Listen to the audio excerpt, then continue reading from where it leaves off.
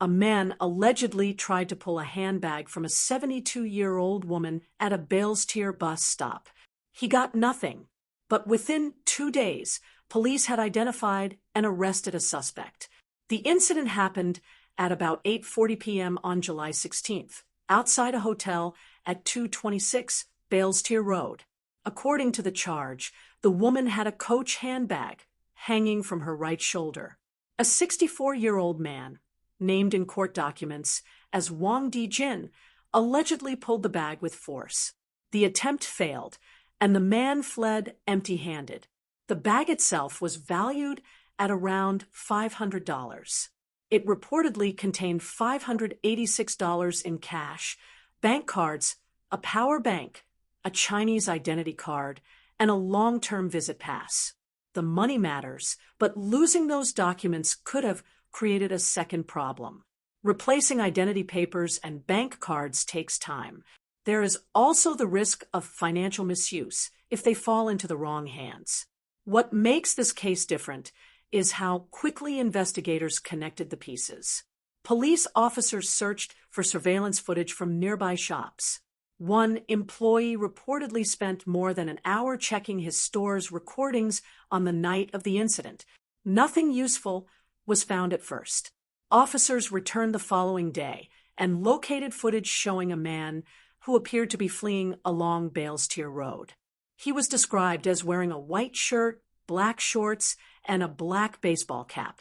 Police said images from both closed-circuit television and police cameras helped officers from Tanglin Police Division establish the suspect's identity.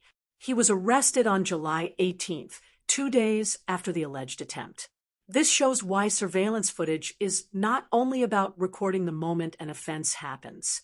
A camera positioned farther down the road may capture an escape route, clothing, or movement that another camera missed.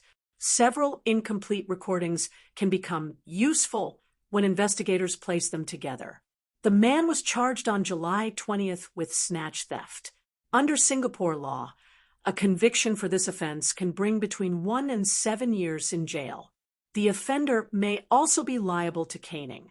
That may sound severe when no property was ultimately taken, but the law is not concerned only with the value of the bag. Snatch theft involves taking, or attempting to take, property directly from another person.